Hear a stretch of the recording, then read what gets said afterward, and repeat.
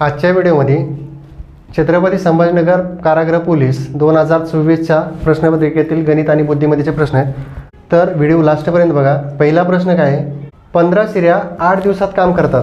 आता 15 फिमेल किती दिवसात काम करतात, तर 8 दिवसामध्ये काम करतात. तर 6 दिवसामध्ये काम करायचं असेल, 6 दिवसामध्ये तर 6 दिवसामध्ये काम करायचं असेल तर किती स्त्रिया लागतील? तर काय करावं लागेल, 15 गुणिले 8 छेदस्थानी 6. आता 3 दोन्ही 6, 3 पाची 15 आणि 2 चौक 8, 20 स्त्रिया लागतील. म्हणजे 20 फिमेल यासाठी लागतील. त्याच्यानंतरचा प्रश्न आहे, एका वर्तुळाकार मैदानाचे क्षेत्रफळ 3850 आहे. वर्तुळाचे क्षेत्रफळ किती दिले? 3850 दिले.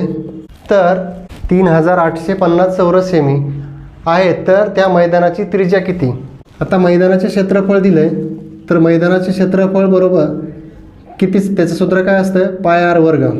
3850 बरोबर 22/7 आर वर्ग.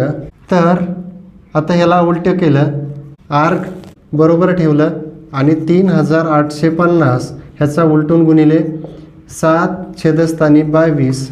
तर 11 दोन्ही 22, 11 त्रिक 33, 11 पाची 55. आता राहिले किती? 350. तर बे एक बे, बे 7 14, बे 5 10. आता ह्यांचा गुणाकार 7 पाच 35, 3 आले, 7 7 49, 49 आणि 3 52, 5 आणि 7 आणि 5 12. हा कुठल्या संख्येचा वर्ग आहे? तर ह्याचा वर्गमूळ काढायचा. तर 5चा 5च येतो आणि 3 आणि 4चा वर्ग हे गुणाकार किती? 12. तर मग ह्याचं 35. त्रिज्या किती आली? 35 आली. प्रश्न काय आहे, एका शहरात एकाच मोठ्या रस्त्यावरील 3 वेगवेगळ्या चौकातील सिग्नल दर 60 सेकंद, किती?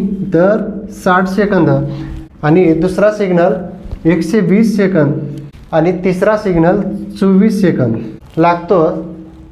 तर सकाळी 8 वाजता सिग्नल चालू केला तेव्हा तिन्ही सिग्नल हिरवे होते.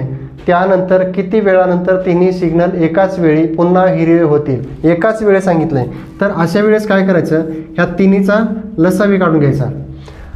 लसावी कसा काढायचा आहे, तर त्याच्यातली मोठी संख्या घ्यायची. तर मोठी संख्या घेतली आणि या मोठ्या संख्येला ह्या दोन्ही संख्येनं भाग जातो का बघायचं. जर भाग जात असेल तर ती संख्या ही लसावी असते. मग 60ने भाग जातो आहे का, तर 60 दोन्ही 120, तर भाग जातो आहे. आणि 24 पंचे 120ची, तर 24 ह्या संख्येचा लसावी किती?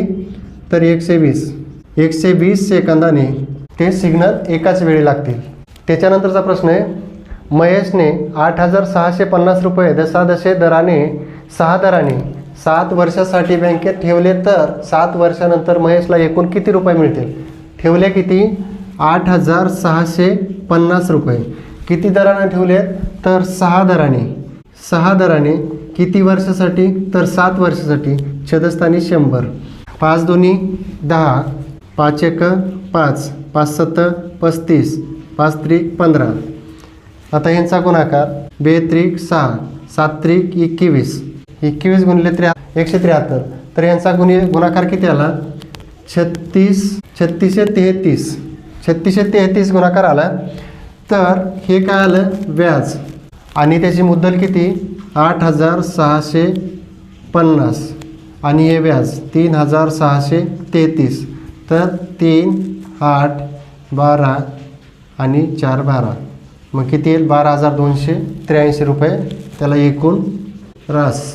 असेच नवनवीन व्हिडिओ पाहण्यासाठी आपल्या यूट्यूब चॅनलला सबस्क्राईब करा, शेअर करा. धन्यवाद.